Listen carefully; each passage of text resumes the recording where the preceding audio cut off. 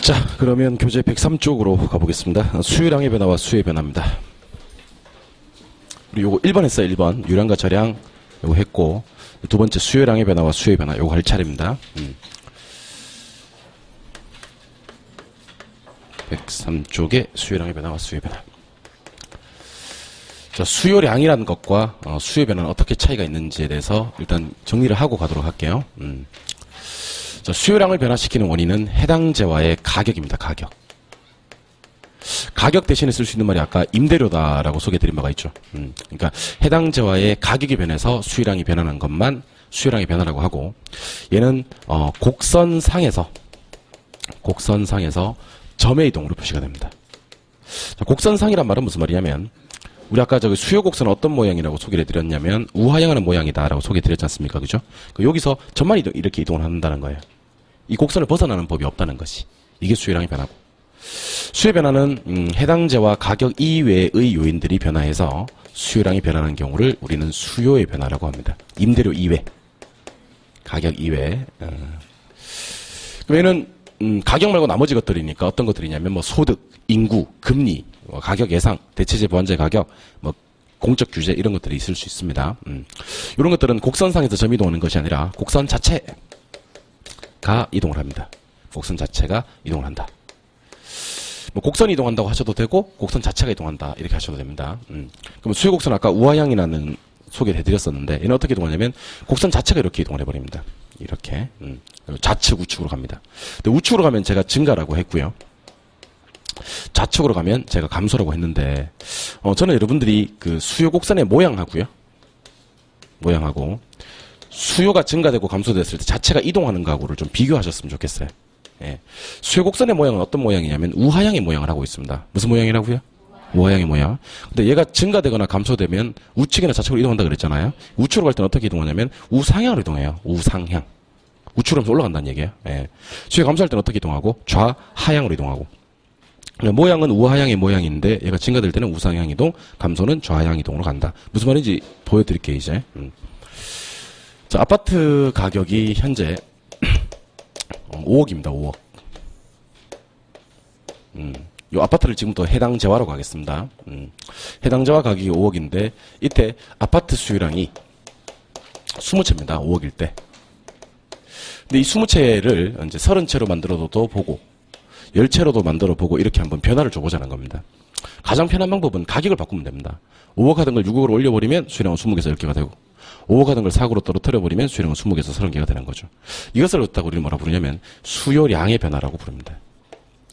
그 수요량의 변화는 해당 재화의 가격이 변해서 수요량이 변하는 것만 우리 이것을 수요량의 변화라고 부르는 거예요.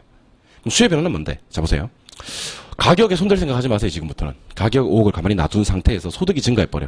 그럼 수요가 늘어. 감소하면 수요가 줄고, 인구가 많아지면 수요가 늘어. 줄면 수요도 줄고, 금리가 떨어지면 수요가 늘어. 금리가 인상되면 수요는 줄고. 가격 예상이란 말을 해볼 건데, 가격 예상은 가격이 중요한 게 아니고 예상이 중요한 거예요. 예상이. 한번 들어보세요. 예. 현재 아파트 가격이 5억입니다. 근데 사람들이 미래에 대한 예상을 하기 시작하는 거예요. 예상을 하는데 아파트 가격이 이제 6억이 될 것이라고 예상을 합니다. 6억이 될 것이라고 예상을 하는 순간부터 진가격은 싸지는 거예요. 변하진 않았습니다. 근데 오를 거라고 예상하는 순간부터 진가격은 싸지는 거예요. 그래서 오르기 전에 미리 살려고 합니다. 수요가 증가되고.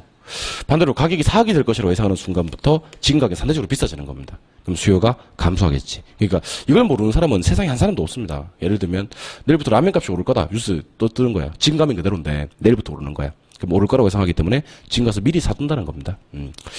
내일부터 라면값이 한 봉지당 200원씩 떨어질 거다. 뭐 그럴 리는 없겠지만, 그러면 오늘 라면 먹고 싶으면 어떻게 하냐면 참아요. 왜냐면 늘 싸니까, 가격이 떨어질 것이라고 예상을 하면 사람들이 소비를 줄여버립니다. 안 산다는 거지. 예.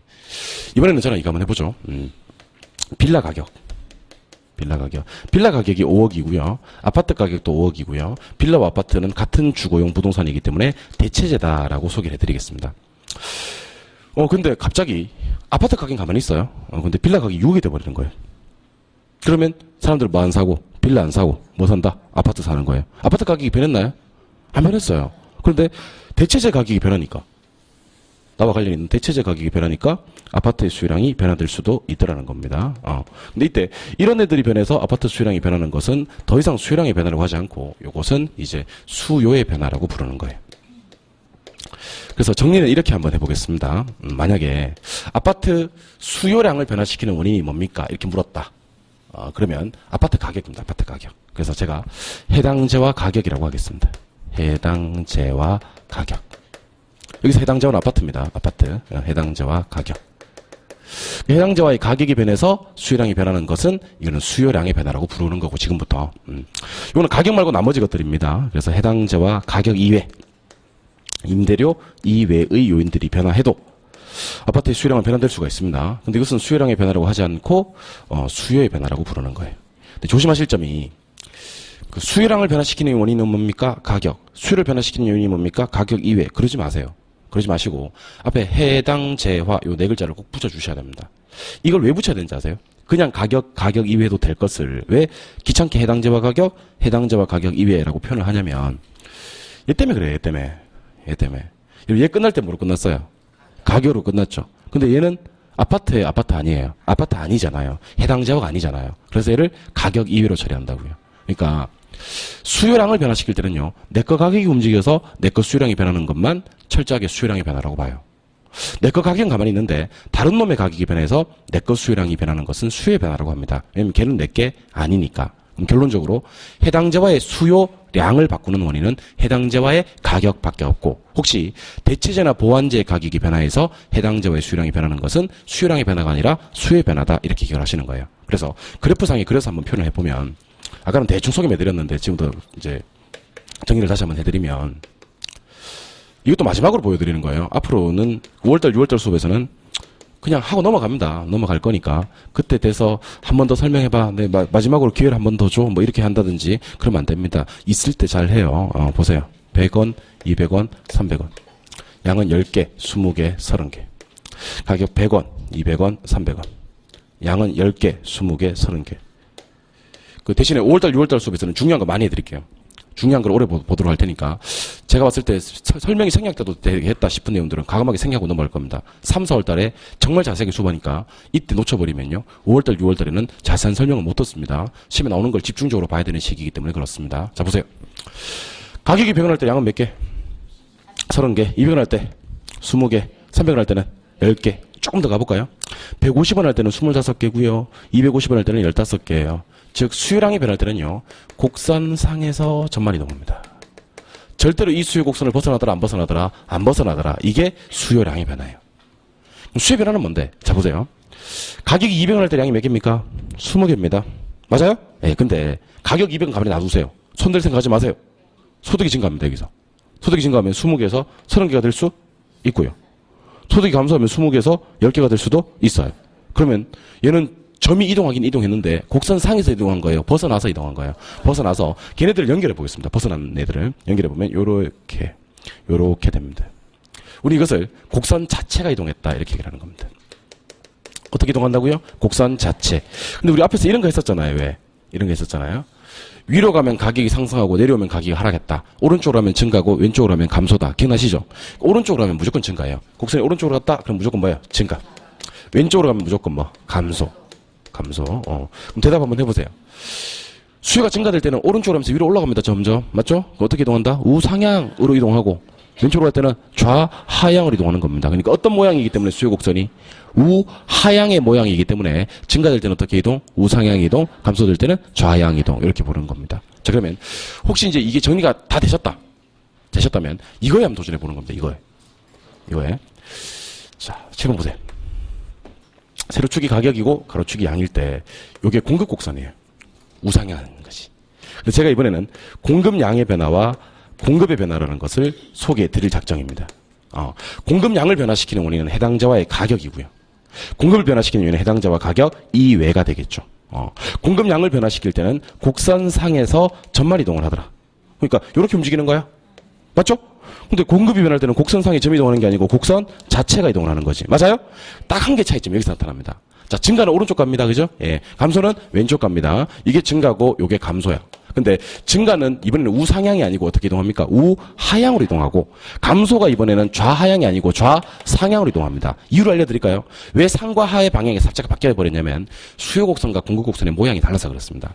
수요곡선은 모양이 어떤 모양이었어요? 아까 우하향의 모양이었잖아요. 그래서 얘는 결따라 오른쪽 왼쪽으로 밀면 증가는 우상향 이동, 감소는 좌하향 이동 할 수밖에 없었는데, 공급은 모양 자체가 우상향의 모양이기 때문에 증가가 우하향 이동, 감소는 좌상향 이동으로 표시가 된다는 겁니다. 그래서 여러분들이 요거 안 틀리는 방법은 시험장에 가시면 즉석에서 이거 펜 하나 들고 있을 거 아니에요. 그러다 이제 우하향으로 만들어 이렇게. 그럼 이게 수요곡선이겠지. 그럼 증가는 우상향 이동, 감소는 좌하향 이동 이렇게 한번 해보면 돼. 공급곡선은 우상향의 모양을 하고 있잖아요. 그죠? 이거는 증가는 우하향 이동, 감소는 좌하향 이동 한번 해보면 되는 거지. 이걸 갖다가 외워서 심장에 들어가려고 그러면 어떤 일이 벌어지냐면 수요곡선 모양 우하향, 증가 우상향 이동, 감소 좌하향 이동, 공급곡선의 모양 우상향하는 모양, 증가는 우하향 이동, 감소는 좌상향 이동. 이걸로 머리 터져요. 그리고 제가 강의하면서 여러분들을 관찰해 본 결과 여러분들의 암기력은 여러분들이 생각하는 것만큼 뛰어난 편이 아니라는 거. 그래서 암기하지 말고 철저하게 이해 위주로, 이거 증가될 때 감소될 때 우와 좌는 무조건 증가 감소인데 방향이 수요곡선과 공급곡선의 모양 차이기 때문에 바뀌는구나라고 생각하시면 됩니다. 자, 그렇다면 우리는 이 중에서, 자, 7번 계속 보세요. 우리 이 중에서 수요량의 변화와 수요의 변화 중에서 뭐를 공부해야 될까? 무엇을 공부해야 될까에 대한 고민을 좀 해보셔야 되는데, 일단 결론부터 말씀드리면 수요량을 변화시키는 원인은 공부할 필요가 없어요. 가격 한 개밖에 없기 때문에. 우리는 뭘 집중적으로 공부하시냐면 수요의 변화 요인, 그러니까 가격 이외의 요인을 집중적으로 공부해야 됩니다. 어떤 것들이 있을까? 왜냐면 수요량은 가격밖에 없으니까. 그러면 지금부터 제가 수요 변화 요인 이렇게 칠판에 나가서 한번 적어볼게요. 수요를 변화시키는 요인. 같은 말로 표현할까요? 해당자와 가격 이외의 요인. 같은 말로 표현할게요. 곡선 자체를 이동시키는 요인. 시험에는 다 나올 수 있습니다. 그러니까 수요 변화 요인 나올 수도 있고, 해당자와 가격 이외의 요인 나올 수도 있고, 그 다음에 곡선 자체를 움직이는 요인 이렇게 나올 수도 있다는 것이죠. 여기서는 절대로 나서는 안 되는 말이 있어요. 뭐냐면 아파트 가격이 나서는 안 돼요. 가격은 수요가 아니고 수요량이니까. 맞아요? 그럼 가격 빼고 다 적을게요. 가격 빼고. 첫 번째는 소득, 두 번째는 그 제품에 대한 선호도, 세 번째는 인구 숫자, 네 번째는 가격에 대한 예상, 다섯 번째는 대체재 가격과 보완재 가격. 대체재 가격과 보완재 가격. 그 다음에 여섯 번째는 금리. 일곱 번째는 공적 규제입니다. 공적 규제. 자, 그러면 칠판 한번 봐주시기 바랍니다. 칠판 한번 봐주시기 바랍니다. 이 중에서 수요를 증가시키는 요인만 볼게요. 증가. 왜냐하면 감소시키는 요인은 증가시키는 요인을 잘 공부했다가 뒤집으면 되니까 뭐, 그죠? 예. 그럼 소득이 뭐하면 증가하면 수요가 증가할 거다. 됐나요? 예. 그 제품에 대한 선호도가 증가하면 수요가 증가할 거다. 인구가 많아지면 수요가 증가할 거다. 가격이 뭐 할 것이라고 예상하면 상승할 것이라고 예상하면 지금 가격은 싸게 느껴지겠지? 수요가 증가하고. 저분 또 오셨네. 저분. 이 시간 되면 저분이 꼭 오시죠. 예. 모니터 사시는 분. 좀 있으면 휴대폰 번호 나와요. 예. 010 이렇게 나오는데. 저분 자주 오셔요, 여기. 예. 반가워요. 예. 자, 금리는 떨어지고 규제는 완화되고 그러면 수요가 증가합니다. 대체재 보완제는 뭐 들어보세요. 예, 여러분들 콜라를 사게 하고 싶어요. 콜라를 지금 콜라 수요를 증가시키고 싶다고. 그럼 그와 대체재 관계에 있는 사이다를 사게 만들어야 돼, 못 사게 만들어야 돼? 사이다를 못 사게 만들어야지 콜라를 살 거 아니야? 그럼 사이다를 못 사게 만들려면 사이다 가격을 상승시키면 돼요. 이렇게 하시면 되겠네. 대체재 가격이 뭐하면 상승하면 대체재 사고 안 사고 내 거 수요가 증가한다. 맞죠? 두 번째. 지금 내게 샤프심이라고 쳐봐요. 샤프심. 그럼 샤프를 사게 해야 돼, 못 사게 해야 돼? 사게 해야 돼. 뭐 못 사게 해야 돼요? 샤프를 사게 해야지. 깝깝하네 진짜 이분들. 샤프를 사게 해야지 샤프심도 살 거 아니야? 그러면 보완제를 사게 해야 될 거 아니야? 보완제 가격은 하락하면 됩니다. 하락하면 수요가 증가합니다. 결국 수요 증가 요인은 7개가 있는 거예요. 시험에 자주 출제되는 게 소득이 증가되고 선호도가 증가되고 인구가 많아지고 가격이 상승할 것이라는 예상은 지금 가격을 싸게 만들어서 수요를 증가시키고 대체재를 못 사게 해야 되니까 대체재 가격은 상승시켜서 못 사게 하고 내 거 수요를 증가시키는 것이 보완제를 사게 해야 되니까 보완제 가격을 하락시켜서 보완제 사게 하면서 덩달아 내 거 수요도 증가시키는 겁니다. 금리는 당연히 떨어지는 게 좋고 규제는 완화하는 게 좋습니다. 이 중에서 시험에 맨날 나오는 게 그 수요 변화 요인 양대 산맥이 있어요. 양대 축이 있는데 그게 바로 소득하고 소득하고 대체재 보완제입니다. 대체재 보완제. 상당히 중요하죠. 대체재 보완제. 그럼 첫 번째 소득에 대해서 좀 소개를 해드리겠습니다. 소득. 소득이 증가되면 수요는 증가된다. 틀린 말 아닙니다. 근데 이거는 정상제일 때만 해당되는 내용이에요. 근데 다행히도 우리 시험에 별다른 얘기가 없으면 정상제예요, 그냥. 그래서 소득이 증가되었을 때 수요가 증가되었다는 말이 틀린 말이 아니에요. 왜냐하면 우리는 암묵적으로 정상제를 가정해버리거든요. 그런데 소득이 증가되면 반드시 수요가 증가된다. 그건 잘못된 말이에요. 왜냐하면 소득이 증가될 때 수요가 감소되는 제도도 있거든. 열등제요. 아까 열등제 소개해드렸죠? 그러니까 소득이 증가되는데 누가 25인치 국민 TV를 사겠냐고. 걔는 수요가 감소하지. 반대로 수요가 불변인 경우도 있습니다. 이걸 중간재라고 하는데 중간재는 뭐냐? 중간재는 소득에 반응이 없는 재화입니다. 대표적으로 소금 같은 거 말하는 겁니다. 그러니까 한번 생각해 보시면 소득이 증가한다고 해서 뭐 음식을 짜게 먹고 그러지 않거든요. 소득이 감소하면 뭐 소금을 아껴가지고 싱겁게 먹고 그러지 않거든요. 그러니까 소득에 관계없이 꾸준히 소비하는 재화, 반응이 전혀 없는 재화를 중간재라고 합니다. 그래서 공부를 하실 때 이렇게 일단 공부를 한번 해보는 겁니다. 소득의 정렬중. 소득의 정렬중이 뭔지 소개해 드릴게요. 우리 시험 지문에 소득이라는 단어가 딱 떠 있잖아요. 그리고 밑에 지문이 5개 나올 거 아니야. 그럼 일단 정상재, 열등재, 중간재 빼고는 다 지워버리세요. 답이 될 수가 없어요. 소득에는 정렬중 중에 무조건 하나가 답이에요. 정렬중 중에. 그래서 소득이 정렬중 하는데 이때 이 소득하고 수요하고가 비례관계인 놈이 있어요. 같은 방향. 그러면 정상재예요. 반비례관계는 열등재고 제로면 중간재예요. 그럼 감소하는 것도 한번 해볼까요? 소득이 감소하면 정상재 이거 사요 못 사요? 못 사요. 같은 방향으로 수요가 감소해요. 그럼 소득이 감소하면요. 재활용센터를 찾아가서 열등재를 사야 돼요. 아까 저 아저씨야. 저 아저씨.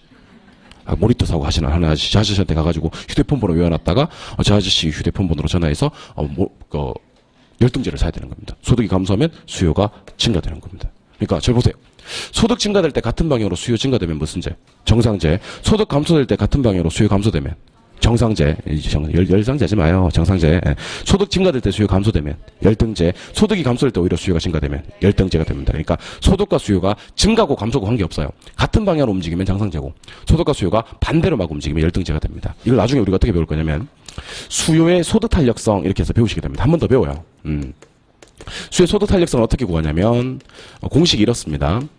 소득의 변화율분의 수요량의 변화율 이렇게 해서 배우시게 됩니다.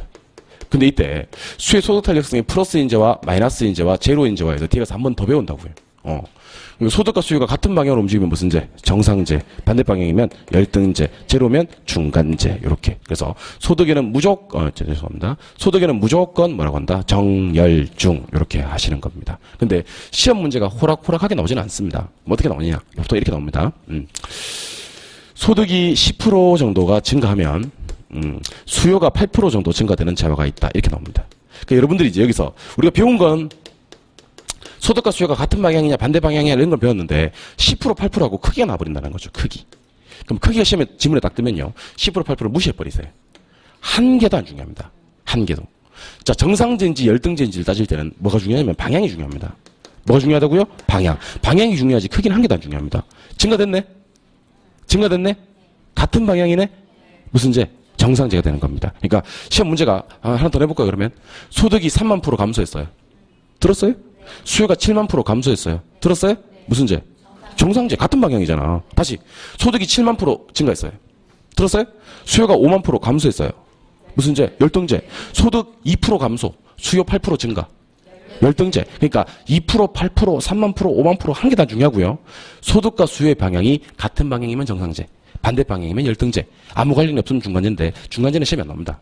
중간제 구색을 맞추기 위해서 정열중. 정열하고 끝나면 좀 섭섭하니까 정열중 하는 거지. 중간제는 시험이 안 나옵니다. 정상제, 열등제. 정상제, 열등제만 정상제, 열등제만 기억해 주시옵소서. 아시겠죠? 예, 이번에는 대체제 보완제 소개해드리겠습니다. 대체제 보완제. 자, 대체제. 보완제.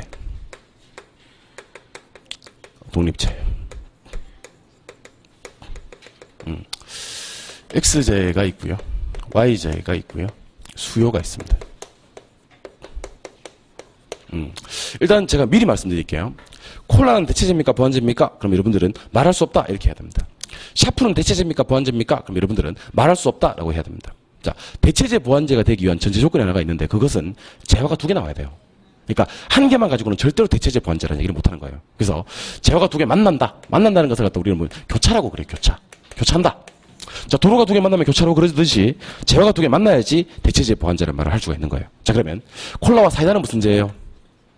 대체제예요. 신장하지 말고 이전에 콜라와 사이다 두 개 나왔잖아. 예. 그다음에 커피랑 설탕은 무슨 제예요? 보완제. 뭐 이런 식으로. 아까 배웠으니까 간단하게 정리할게요. 대체제는 한 놈 수요가 증가해. 그러니까 나머지 한 놈 수요는 감소. 이거 감소하면 이거는 증가. 그러니까 한 놈 사면 한 놈 안 사는 거야. 예. 보완제는 얘를 사야 얘도 사고, 얘 안 사면 얘도 안 사고, 이런 저거를 보완제라 그래요. 독립제는요, 이거 사고 나발이고 불변인 거. 불변인 거를 독립제라고 합니다. 그 독립제는 두 재화 간의 관련성을 찾을래야 아무 관련성이 없는 재화를 독립제라고 하는 거예요. 예를 들면 책상 수요가 증가되면 콜라 수요가 어떻게 됩니까? 그러면 불변이지 뭐. 책상과 콜라하고 무슨 관계가 있겠어? 칠판 수요가 증가되면 화장품 수요가 어떻게 됩니까? 그러면 불변이지 뭐. 아무 관련이 없지. 그러니까 두 재화 간에 아무 관련이 없는 재화를 독립제라고 합니다. 그래서 좀 이따 이거를 교차의 대보독 이렇게 배우시게 되는데, 교차의 대보독은 하기 전에 먼저 시험 문제 나오는 유형, 그 문장 자체를 한번 기억을 해보는 겁니다. 칠판을 보세요. 1번, 2번, 3번, 4번, 5번, 6번, 7번, 8번. 첫 번째입니다. 첫 번째는 대체제 수요가 증가되면 내 거 수요가 어떻게 됩니까? 이렇게. 두 번째는 대체제 수요가 감소하면 내 거 수요가 어떻게 됩니까? 이렇게. 제가 어차피 두 개니까. 보완제 수요가 증가되면 내 거 수요는 어떻게 됩니까? 이렇게. 보완제 수요가 감소하면 내 거 수요는 어떻게 됩니까? 이렇게. 계속 갑니다. 대체제 가격이 상승하면 내 거 수요가 어떻게 됩니까? 이렇게. 그다음에 대체제 가격이 하락하면 내 거 수요가 어떻게 됩니까? 이렇게. 그다음에 보완제 가격이 상승하면 내 거 수요가 어떻게 됩니까? 이렇게. 보완제 가격이 하락하면 내 거 수요가 어떻게 됩니까? 이렇게. 자, 7번 보시죠. 이제 시험 문제는 이런 식으로 나오거든요. 이때 해당 재화의 수요가 어떻게 됩니까? 이렇게 나오기도 하고, 해당 재화란 말을 생략해버리기도 해요.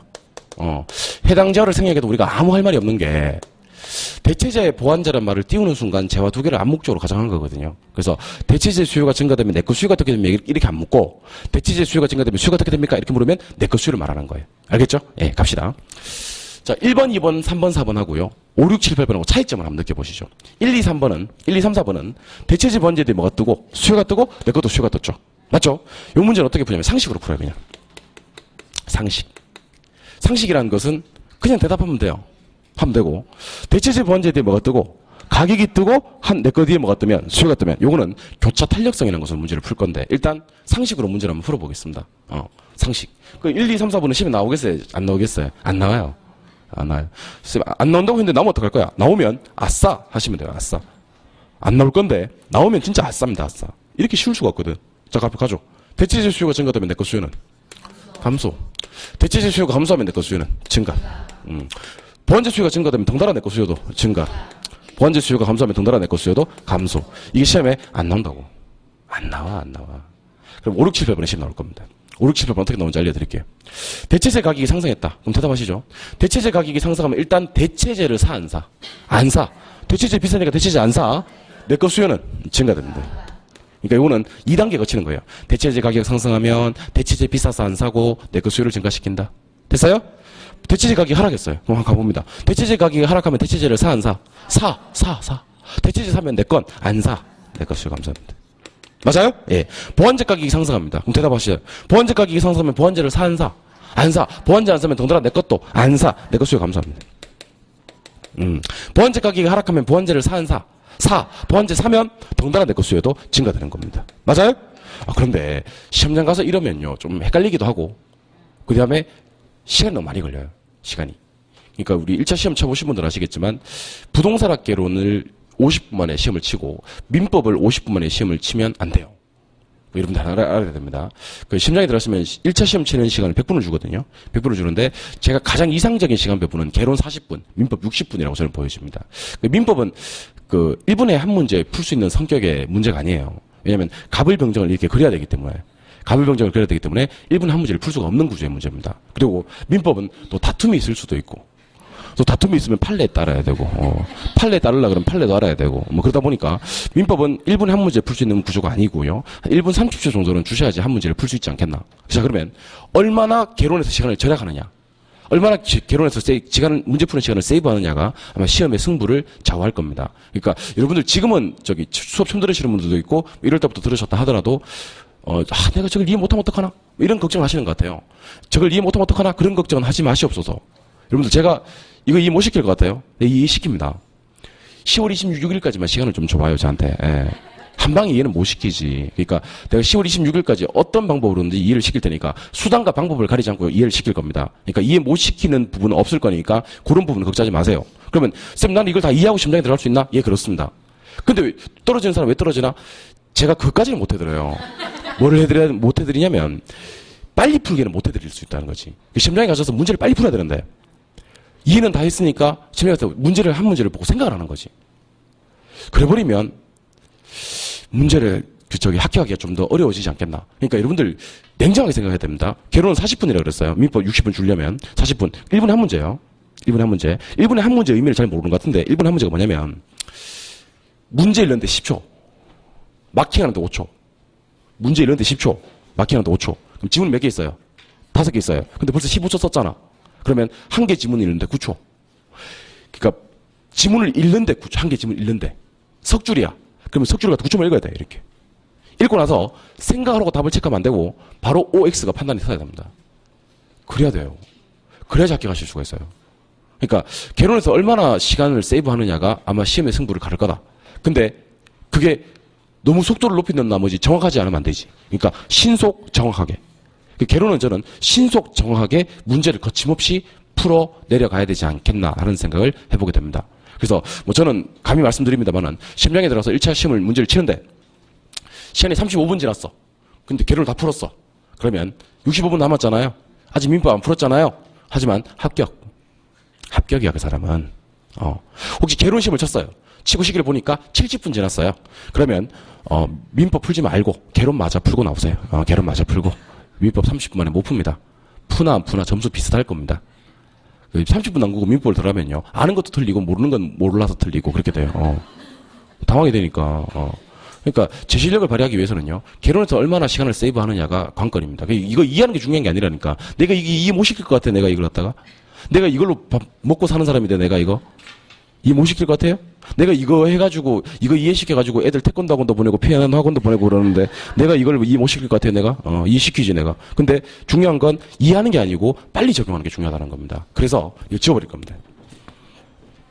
지워버리고 시험에 이게 나옵니다. 5, 6, 7, 8이 나옵니다. 그럼 이 문제를 어떻게 빨리 풀 수 있느냐? 항상 여러분들 빨리 푸는 방법을 연구해야 돼요. 빨리 푸는 방법. 어떻게 하면 시간을 조금 더 줄일 수 있을까? 그러니까 모의고사를 칠 때도 모의고사에서 점수를 낼 생각을 하지 말고 어떻게 하면 지문을 갖다가 빨리 읽고 어떻게 하면 문제 적용을 빨리 할까? 그런 생각을 하셔야 되는 겁니다. 그러니까 빨리 푸시는 분들이 합격합니다. 그러니까 지금 수업 시간에 고개만 계속 끄덕끄덕 이해를 했다는 거지. 고개만 계속 끄덕끄덕 하는 분들은요. 그러니까 우리 시험을 만약에 1차 시험을 100분을 안 주고 1박 2일 줘버려.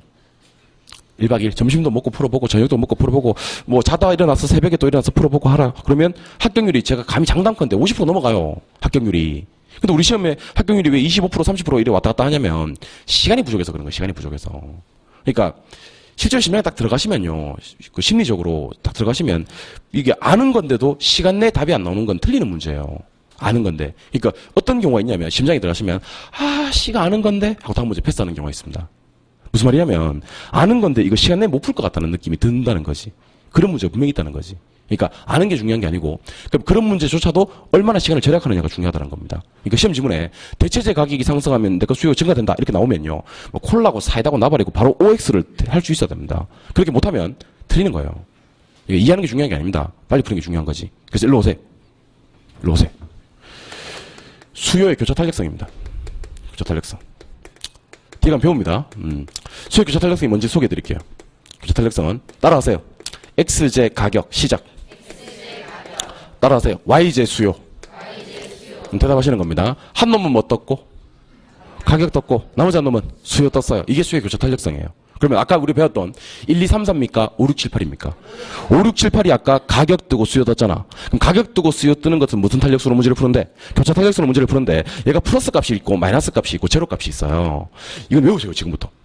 교차 탄력성이 플러스 값이면 대체제예요. 뭐라고? 대체제. 마이너스면 보완제. 제로면 독립제. 자 그러면 교차에 뭐라고요? 대보도. 교차에 뭐라고요? 대보도. 양대축을 기억합시다. 소득에는 정열중. 그 세를 못 찾고 까먹으면 안 돼. 소득에는 정열중. 교차에는 대보도. 근데 교차가 나오려 그러면 한 놈 뒤에 뭐 떠야 되고? 가격. 나머지 한 놈 뒤에 수요. 둘 다 수요가 뜨면 어떻게 풀고? 상식으로 풀고. 한 놈 뒤에 뭐 뜨고? 가격 뜨고. 나머지 뒤에 수요가 뜨면 교차 탄력성으로 푸는데 대체제가 교차 탄력성이 플러스라고요. 그럼 대체제는 어떠냐면요. 자 대답하세요.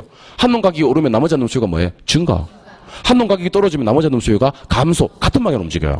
보완제는요. 한 놈 가격이 상승하는 순간 다른 놈 수요는 감소. 한 놈 가격이 하락하는 순간 나머지 한 놈 수요가 증가가 되는 겁니다. 그러니까 한 놈의 뭐랑 가격이랑 한 놈 다른 한 놈의 수요가 비례관계면 무슨 제? 대체제. 대체제. 한 놈의 뭐랑 가격이랑 다른 한 놈의 수요가 반비례관계면 무슨 제?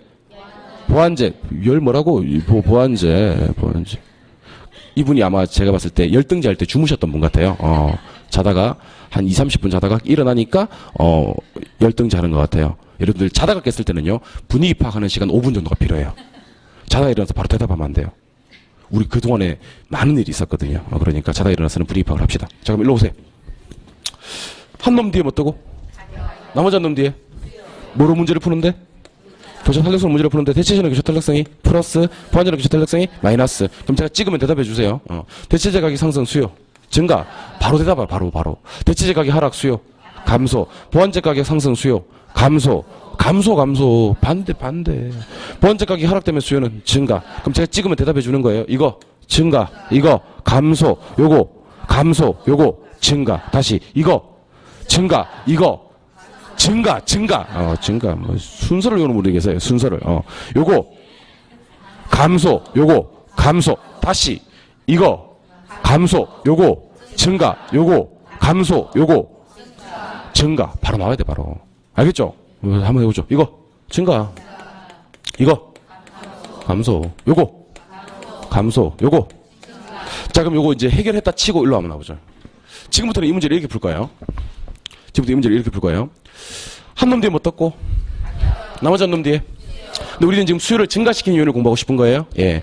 근데 한 놈 뒤에 가격 뜨고 나머지 한 놈 뒤에 수요 뜨면 교차 탄력성 문제를 푸는데 대체제는 교차 탄력성이 플러스고 보완제는 교차 탄력성이 마이너스잖아요. 예. 그럼 대체제 가격을 뭐 해야지만 상승시켜야지만 내 것 수요가 증가되는 거예요.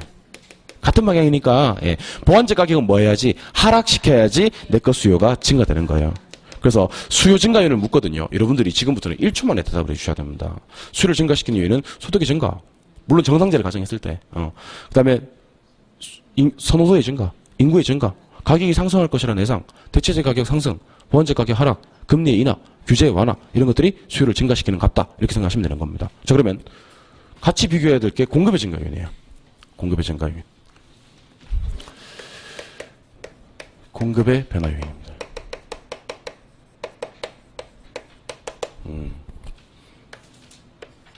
그 중에서 공급의 증가 요인을 보도록 할까요?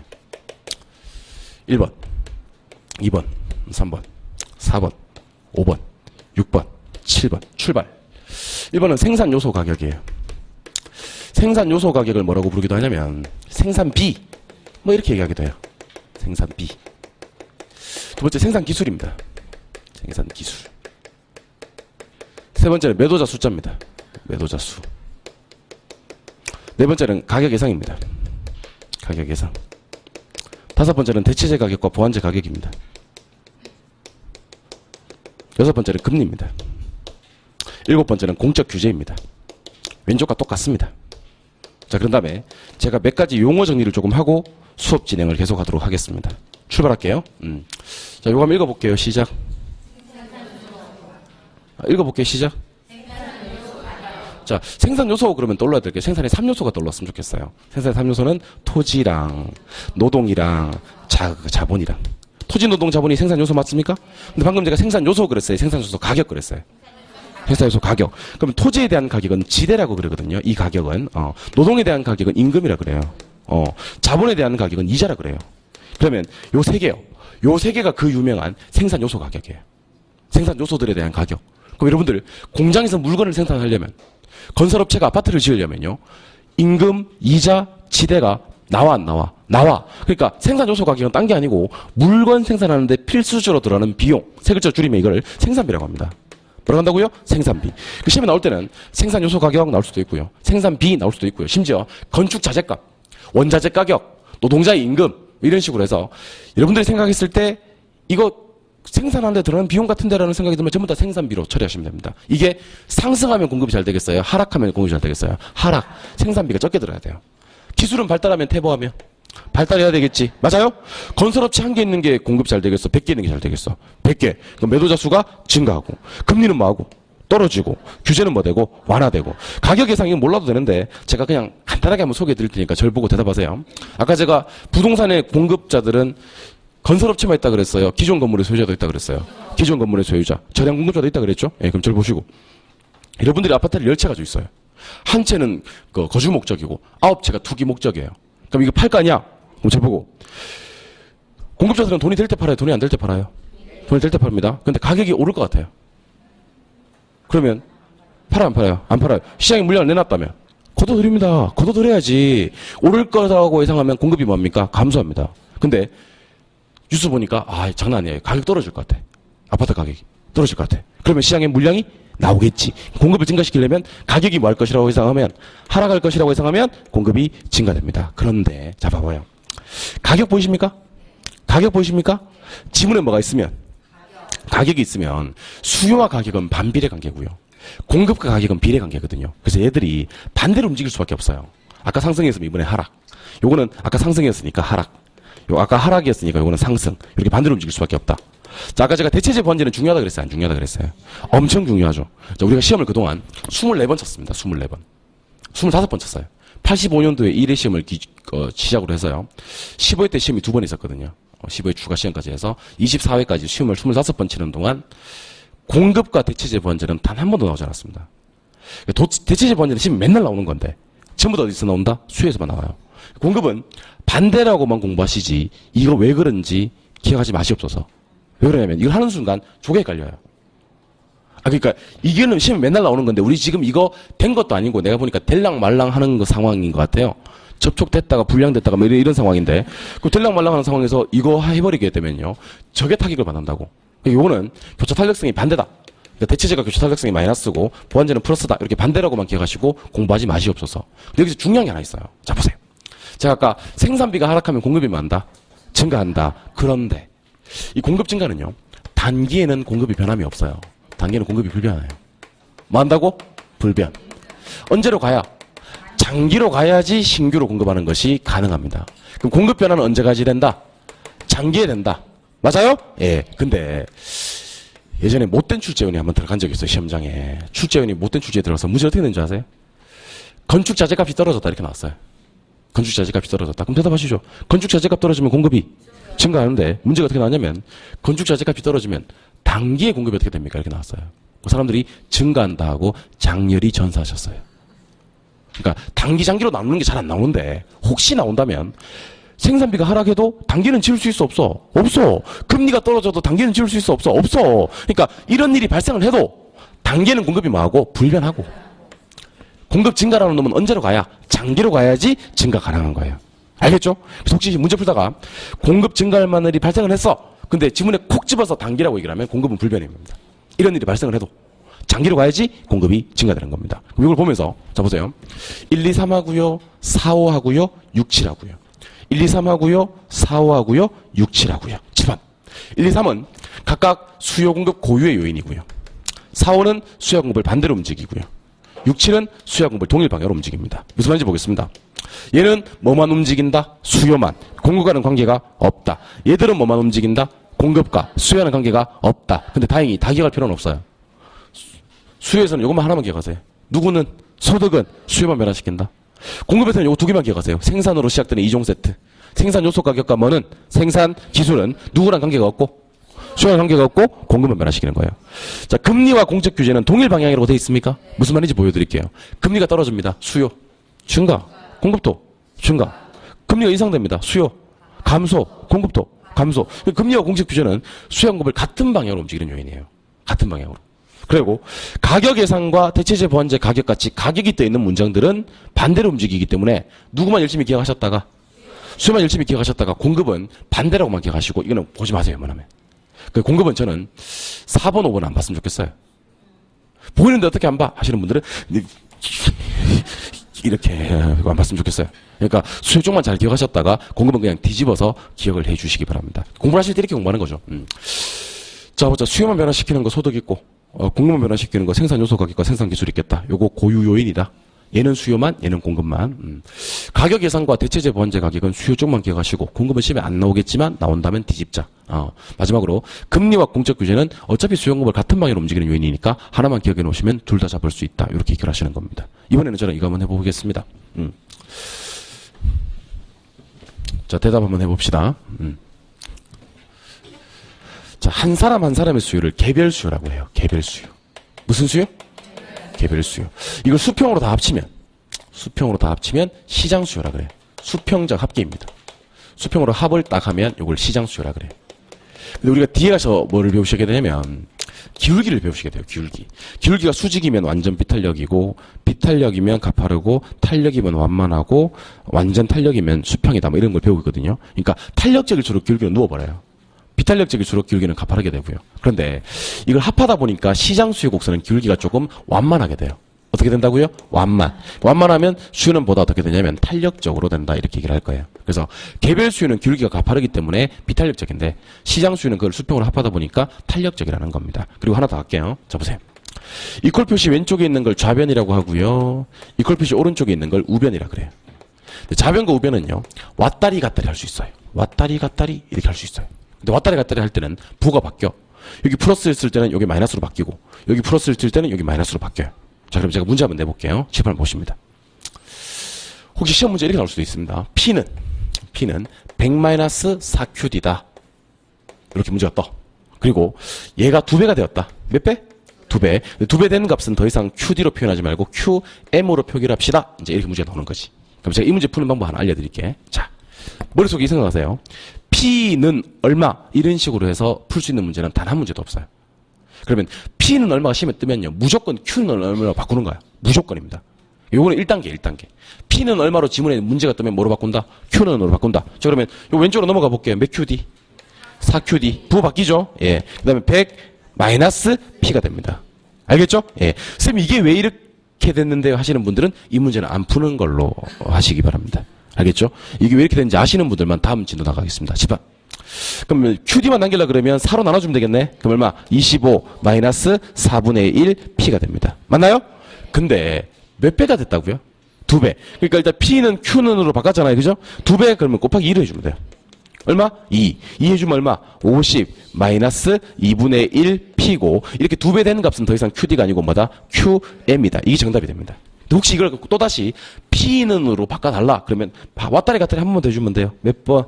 2분의 1P는 50-QM이고 P만 남기려 그러면 1을 곱해주면 돼. 그럼 얼마? 100-2QM. 요게 정답이 되는 겁니다. 요거는 나중에 계산 문제 하나 제가 해설을 보라고 찍어 드릴 테니까 그거 보면서 숫자만 딱 외우세요. 아니 문제하고 해설을 다 외우세요.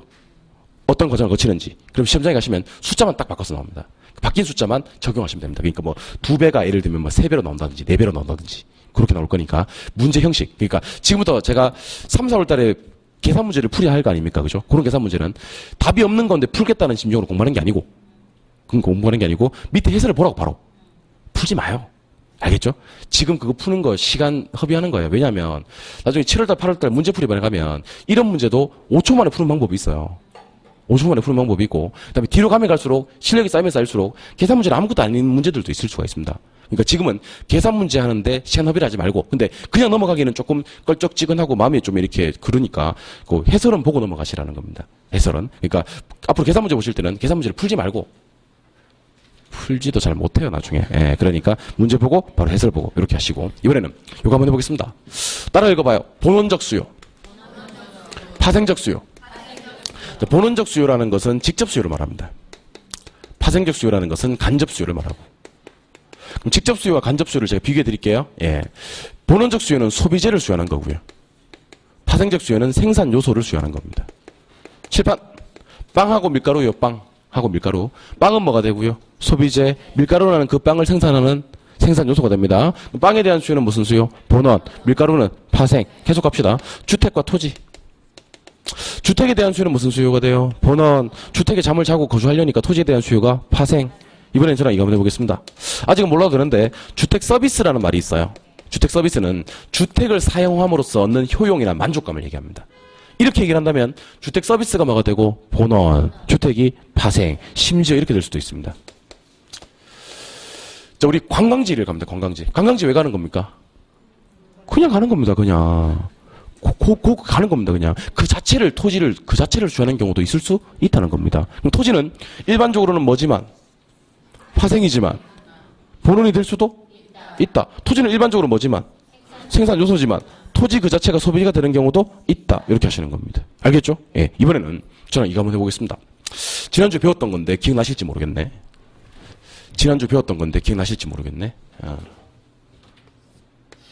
토지 공급을 둘로 구분합니다. 물리적 공급과 경제적 공급. 물리적 공급은 돼요, 안 돼요? 안 돼요. 안 돼요 하면서 제가 뭐라 그랬었냐면, 안 돼요 하면서 사직계에서 고정되어 있다 그랬죠. 이렇게 돼요, 이렇게. 이게 물리적 공급 곡선이에요. 그리고 아직은 안 배웠는데, 물리적 공급 곡선은 수직이라서 완전 비탄력적이다 그래요. 뭐라고 한다고요? 완전 비탄력. 그래서 물리적 공급 곡선은 수직인 모양을 하고 있습니다. 근데 일반적인 공급 곡선은 수직이야, 우상향이야? 우상향이지. 그럼 보세요. 이것도 우상향이고 이것도 우상향이죠. 아까 제가 살짝 소개해드렸는데 완만하면요 탄력적이라 그래요. 가파르면요 비탄력적이라고. 그래서 공급에서 제일 중요한 건 뭐냐면 기간입니다. 기간. 야, 너 공급해. 그리고 시간 충분히 줬어요. 그러면 장기예요. 뭐예요? 장기. 잘 돼 안 돼 공급이? 잘 돼 탄력이고요. 단계는 공급을 잘할 수 있어요? 없어요? 없어요. 단계는 공급이 비탄력적입니다. 그래서 저 따라 한 번만 해주세요. 왜냐하면 공급은 시험에 나오면요 요게 80%예요. 80% 따라하세요. 물, 단, 장.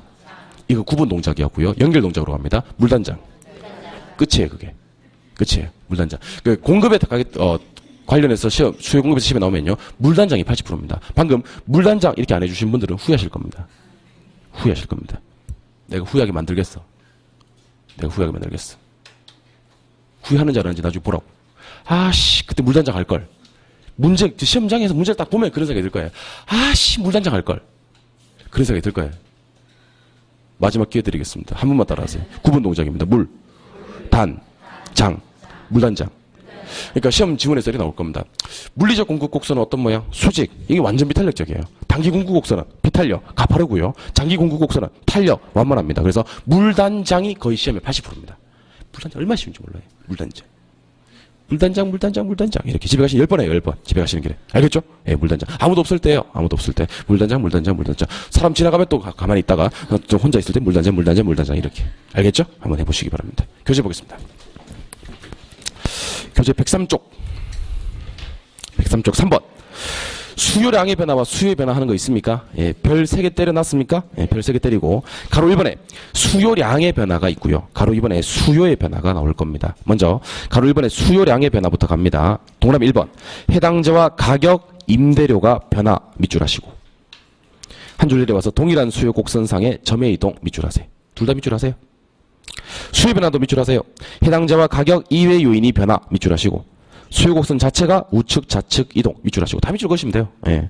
그리고 수요가 증가를 할 때는 수요 곡선 자체가 우상향 이동되고 감소는 좌향 이동한다. 밑줄을 그으신 다음 형광펜 처리해 드릴게요.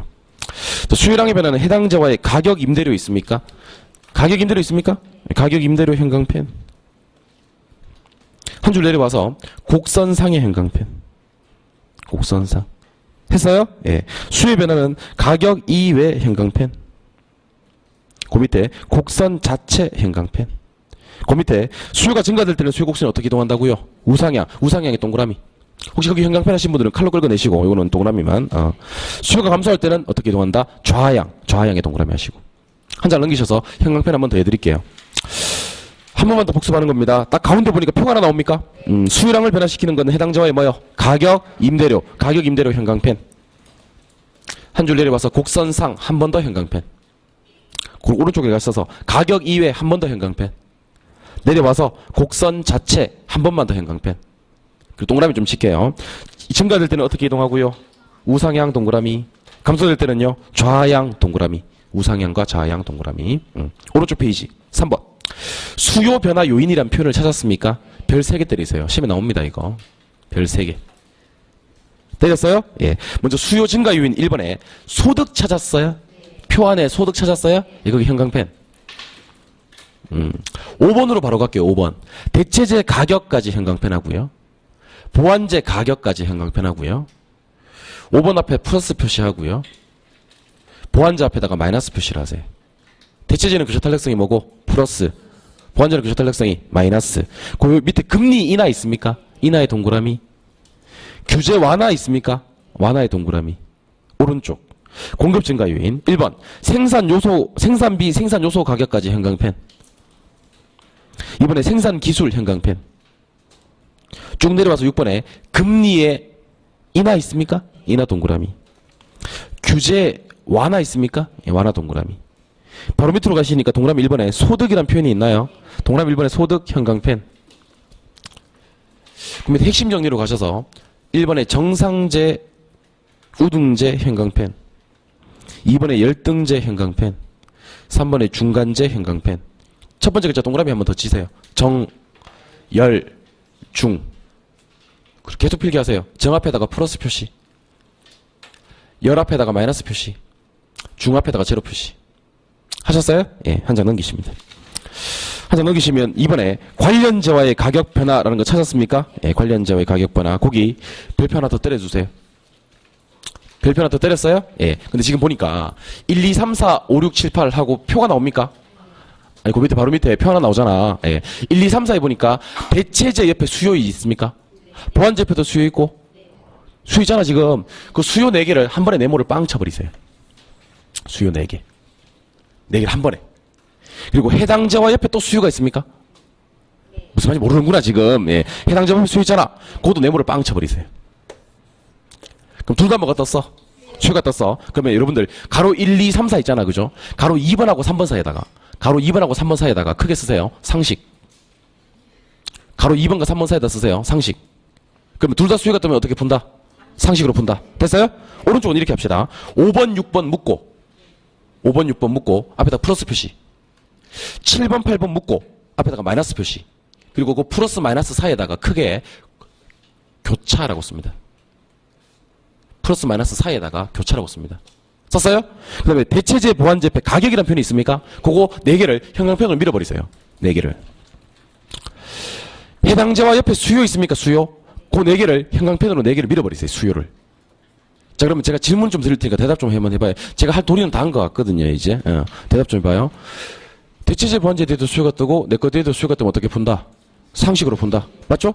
대체제 보완제에 대해 뭐가 뜨고, 가격이 뜨고, 내 거 뒤에 수요가 뜨면 어떻게 푸는데?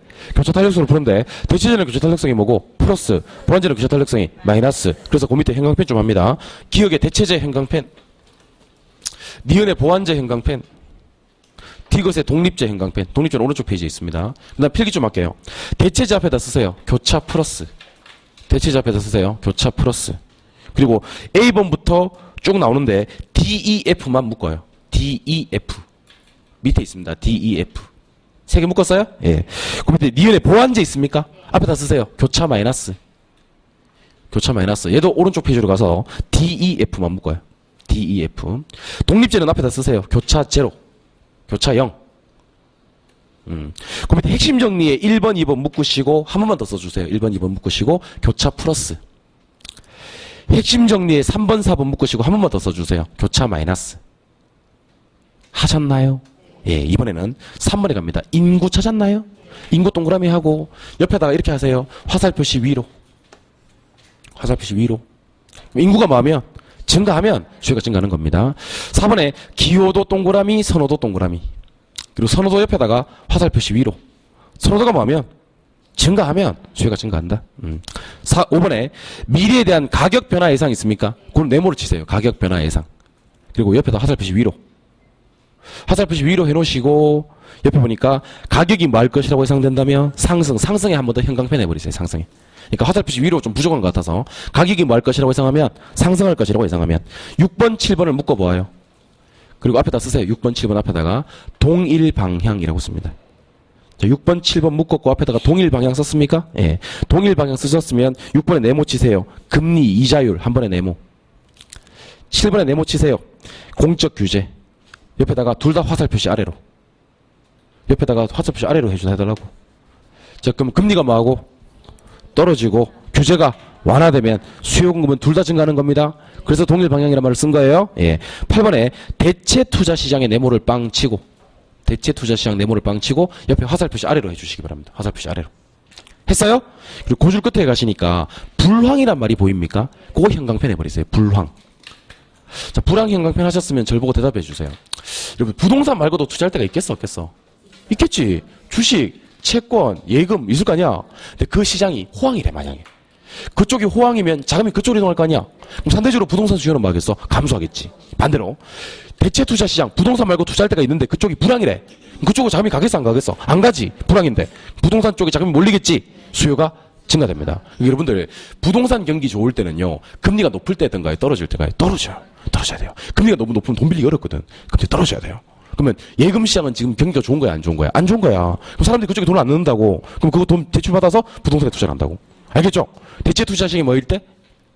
불황일 때 부동산 수요가 증가하는 거예요. 예, 한 장 넘기십니다. 9번, 기회비용 요구 수익률이라는 말을 한 번에 네모를 빵 치고 옆에 화살표시 아래로. 자, 우리 앞에서 배웠던 겁니다. 기대가 클 때 투자해요? 요구가 클 때 투자해요? 기대가 클 때. 그럼 요구는 커야 돼, 작아야 돼? 작아야 돼. 요구는 작아야 됩니다. 기회비용이나 요구 수익률이 작아야 돼요. 10번. 대부 비율만 동그라미. 총부채 상한 비율만 동그라미. 옆에다 화살표시 위로 해놓으시고 고줄 끝에 가시면 확대란 글자가 있을 거야. 그 동그라미 하세요. 확대. 비율은 뭐 되는 게 좋아요? 확대되는 게 좋아요. 11번. 상환기간 네모. 그 옆에다 화살표시 위로. 고줄 끝에, 중간에 연장이란 말이 보일 거야. 동그라미. 기간은 뭐 되면? 연장되면. 다시 앞으로 한 장 넘겨봐요. 한 장 넘겨가지고 내 문제 풀이만 알려드릴게요.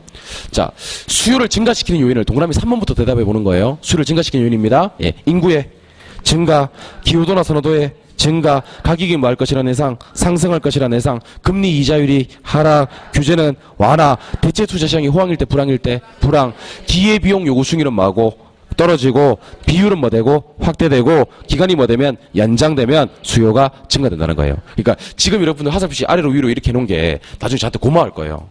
지금 이렇게 해놓으니까 책 따로 안 읽어도 되네. 고맙습니다. 이렇게 얘기를 하겠지. 그럼 내가 6월 웰컴이라고 하겠지. 한 장 넘기시면 4번. 부동산 수요에 분류 있습니까? 개별 수요와 시장 수요. 동그라미 1번, 2번 묶고. 개별 수요와 시장 수요. 동그라미 1번, 2번 묶고. 개별 수요 밑줄 하세요. 소비자 한 사람의 수요. 시장 수요 밑줄 하세요. 첫 번째 줄 중간에 개별 수요의 수평적 합계. 수평적 합계는 네모 치세요. 그리고 한 줄 내려와서 완만하다는 글자 보일 거예요. 동그라미. 한 줄 더 내려와서 탄력적이라는 글자 보일 거예요. 동그라미. 자, 그럼 갑시다. 한 사람의 수요는 무슨 수요? 개별. 그걸 수평으로 합치면 시장. 시장은 합하다 보니까 기울기가 뭐예요? 완만하고 수요는 탄력적입니다. 그 밑에 그래프 3개가 있으니까 체크해 놓으시고 한번 읽어보시면 돼요. 예, 오른쪽 페이지 길잡이 문제 체크. 혹시 제가 길잡이 문제를 체크해 드리거든. 이 문제는요, 문제와 해설을 다 보라는 거, 풀라는 얘기가 아니고. 그래서 아까 이거 P는 100-4QD 있었잖아. 이거 왔다리 갔다리 하면서 Q는 얼마로 바꾼다 그랬잖아요. 거기다 곱하기 뭐를 해서 2를 한 다음에 QM으로 바꿔주는 문제 있죠? 이거 한번 확인해보고. 가로 2번으로 가시니까 실질적 수요와 잠재적 수요 있습니까? 그거 이렇게 하세요. 지금 동그라미 1번 있고 동그라미 2번 있잖아. 그거 이렇게 가로 2개 묶어서 앞에다가 구매력이라고 써요. 뭐라고 쓴다고요? 구매력. 여기다 1번 앞에다가 O, 2번 앞에다가 X 하시면 돼. 1번 앞에다가 O, 2번 앞에다가 X. 무슨 말인지 알겠죠? 그럼 대답하세요. 구매력이 있으면 무슨 수요? 실질적 수요, 유효 수요. 구매력이 없으면 잠재적 수요, 예비 수요. 형광펜 할 거예요. 제일 끝에. 실질적 수요, 유효 수요 제일 끝에 가시니까 주택 수요, 하우징 디맨드 있습니까? 한 번에 형광펜. 한 번에. 주택 수요, 하우징 디맨드. 2번 잠재 수요, 예비 수요 제일 끝에 주택 소요, 하우징 니즈 있습니까? 이것도 형광펜. 그럼 질문 드릴게요. 유효 수요만 수요인가? 예, 유효 수요만 디맨드 수요예요. 잠재 수요는 수요 아닌가? 예, 얘는 소요예요. 형평한 거 구분하셔야 됩니다. 내려올게요. 본원적 수요와 파생적 수요가 있는데, 본원적 수요는 1번에 최종 소비재 찾았어요? 소비재만 형광펜. 3글자. 파생적 수요는 그 옆에 생산 요소 있습니까? 형광펜. 지금부터 동그라미 할 거예요. 본원적 수요에 2번에 주택 찾아서 동그라미. 파생적 수요는 저 끝에 토지 찾아서 동그라미. 본원적 수요는 주택 서비스 5글자 동그라미. 주택 서비스. 파생적 수요는 주택의 동그라미. 본원적 수의 토지 한 번 더 동그라미. 그럼 토지는 본원 파생 다 되는 겁니다. 주택도 본원 파생 다 되는 겁니다. 누구랑 비교할 때 비교하느냐에 따라서 달라질 수 있음. 한 장 넘깁니다. 동그라미 1번부터 4번까지를 묶으시고요. 시간 날 때 한번 읽어보시기 바랍니다. 나머지는 안 보셔도 돼요. 오른쪽 페이지. 5번에 부동산 수요의 특징이라는 표현이 있습니까? 1번부터 6번까지 묶으시고요. 시간 날 때 읽어보시면 됩니다. 시간 안 나면 안 읽으셔도 됩니다. 117로 갑니다. 117. 117로 가시면 제2절에 부동산 공급이론이라고 해서 1번에 공급의 개념이란 말이 뜰 겁니다. 유량이란 글자 찾아서 동그라미. 그 옆에 사전적 개념의 밑줄. 그 옆에 유효 공급 동그라미. 지금 어디 하고 있냐면 1번에 공급의 개념 옆에 하고 있습니다. 1번에 공급의 개념 옆에 유량 동그라미 했고 사전적 개념의 밑줄 했고 유효 공급의 동그라미 했습니다. 내가 분명히 옆에 그랬습니다. 분명히 내가 진짜입니다. 내가 밑에 안 그랬다고 내가 옆에 그랬다고. 가로 1번부터 4번까지를 묶으시고요. 1번 4번 묶으시고 가로 4번에 가시니까 부동산 공급자에는 신규 생산자뿐만 아니라 신규 동그라미. 가로 4번입니다. 신규 동그라미. 기존 건물의 소유주도 포함된다. 기존의 동그라미. 그리고 한번 써보세요. 신규 위에다가 유량, 기존 위에다가 저량, 그 사이에다가 플러스 표시를 하세요. 플러스. 그래서 이렇게 공부하시면 돼요. 부동산 공급자에는 유량 공급자와 저량 공급자가 있는데 유량 공급자는 신규로 만드는 건설업자들이고요. 저량 공급자는 기존 건물의 소유주들을 말하는 겁니다. 한 장 넘길게요. 예. 넘기셔서 가로 2번에 공급 법칙과 공급 곡선이라는 말이 떠요. 동그라미 2번 네 번째 줄에 비례 정 플러스 관계 형광펜 해버리세요. 비례 정 플러스 관계. 두 칸 내려와서 우상향 형광펜 해버리세요. 우상향. 그리고 3번 공급량의 변화와 공급의 변화가 있을 텐데요. 가로 1번하고 가로 2번을 묶으세요. 묶으신 다음에 얘는 앞에서 했던 거라서 오른쪽 페이지에 있는 표로 가서 정리를 할 거예요. 먼저 공급량의 변화입니다. 편으로 들어갑시다. 오른쪽에. 들어갔어요? 해당 자와의 가격 임대료 형광펜. 한 칸 내려와서 곡선상 형광펜. 공급의 변화는 가격 2회 형광펜. 가격 임대료 2회 형광펜. 한 줄 내려와서 곡선 자체 형광펜. 그리고 그 옆에 동그라미 좀 하겠습니다. 증가는 우하향 이동, 우하향의 동그라미. 감소는 좌상향 이동, 좌상향의 동그라미. 가로 3번으로 내려가서 별표 2개만 때려주시기 바랍니다. 공급의 변화 요인. 먼저 형광펜 처리 좀 할게요. 1번 생산 요소 가격 생산비 형광펜. 2번에 생산 기술 형광펜. 그리고 1번하고 2번을 묶어주세요. 그리고 앞에다 쓰습니다. 공급 고유라고 씁니다. 공급 고유. 얘는 수요는 변화시키지 않고 공급만 변화시키는 거예요? 예. 근데 생산 요소 가격 형광펜 했잖아요. 그 옆에다 화살표시 아래로. 그럼 생산 요소 가격 생산비는 많을수록 적게 들수록. 이번에 기술 옆에다가 화살표시 위로. 기술은 많을수록 발달할수록. 3번은 건너뜁니다. 4번, 5번을 묶으시죠. 4번, 5번. 묶으시고 옆에다 씁니다. 수요와 반대. 수요와 반대. 얘는 수요 반대예요. 그래서 4번에 공급자들의 가격 변화 예상이 있습니까? 거기 화살표시 아래로 해주세요. 가격이 말 것이라는 예상, 하락할 것이라는 예상이 공급을 증가시킵니다. 5번은 이렇게 합시다. 박스 안으로 들어가서 기역 니은을 묶고 디귿 리얼을 묶어요. 그 다음에 기역 니은 앞에다가 쓰세요. 교차 마이너스. 디귿 리얼 앞에다 쓰세요. 교차 플러스. 반대라고만 기억할게요. 예, 한 장 넘기겠습니다. 넘기시면 6번하고 7번을 묶을까요? 6번, 7번. 묶었어요? 예, 앞에다 씁니다. 동일 방향. 동일 방향. 얘는 수요 공급을 동일 방향으로 움직여요. 6번, 7번 묶고 동일 방향. 그리고 둘 다 6번, 7번 둘 다 화살표시 아래로 해주시기 바랍니다. 금리는 인하되는 게 좋고요. 규제는 완화되는 게 좋아요. 그 밑에 당구장 표시 나옵니까? 중요합니다. 두 번째 줄부터 읽을게요. 원자재 가격이 하락했다라는 표현이 있나요? 네모 치세요. 원자재 가격 하락. 그 옆에 단기란 글자 있나요? 형광펜. 한 줄 내려오시니까 장기란 글자 있나요? 형광펜. 그리고 동그라미 좀 치겠습니다. 원자재 가격이 하락하고 나발이고 단기에는 그 옆에 공급이 뭐? 불변. 동그라미 하세요. 공급이 불변. 임대료도 어떻게 된다? 변화되지 않는다. 변하지 않는다. 길게 동그라미. 변하지 않는다. 아무 변화가 없는 거예요. 단기에는. 장기 형광펜 했죠 아까? 공급 증가. 동그라미 하고. 임대료는 하락한다. 하락의 동그라미 하고. 자, 그럼 우리가 체크했던 것만 대답하세요. 공급 증가할 만한 일이 발생을 하긴 했어요. 그래도 단기는 공급이 불변. 임대료도 변하지 않고요. 공급 증가할 만한 일이 발생을 하면 장기로 가야지 공급이 뭐 되면서 증가되면서 공급이 많아지니까 가격이 하락하는 겁니다. 아시겠죠? 예. 거기서 한 장을 더 넘기세요. 한 장을 넘기시면 4번에 부동산 공급에 분류해서 개별 공급과 시장 공급이 있습니까? 이번에는 그냥 두 개 묶어만 주세요. 앞에서 했던 거라서. 가로 2번 토지의 공급과 건물의 공급 나옵니까? 자, 2번에 토지의 물리적 공급이란 글자가 있을 거야. 동그라미 1번에 물리적 공급 찾았어요? 물리적 공급 형광펜. 그 옆에 부증성 형광펜.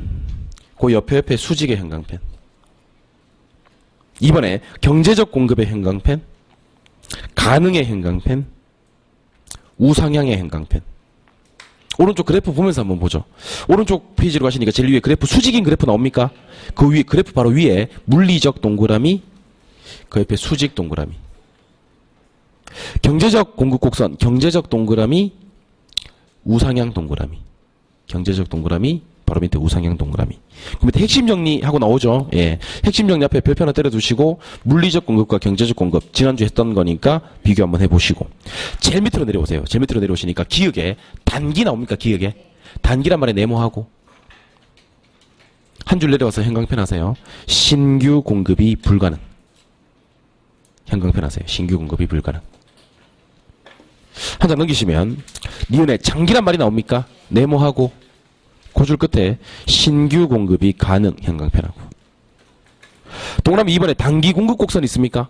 형광펜 3개 말 거예요. 니은에 가서 단기 형광펜, 비탄력 형광펜, 급경사 형광펜, 니은 3개 형광펜 하시면 됩니다. 단기, 비탄력, 급경사.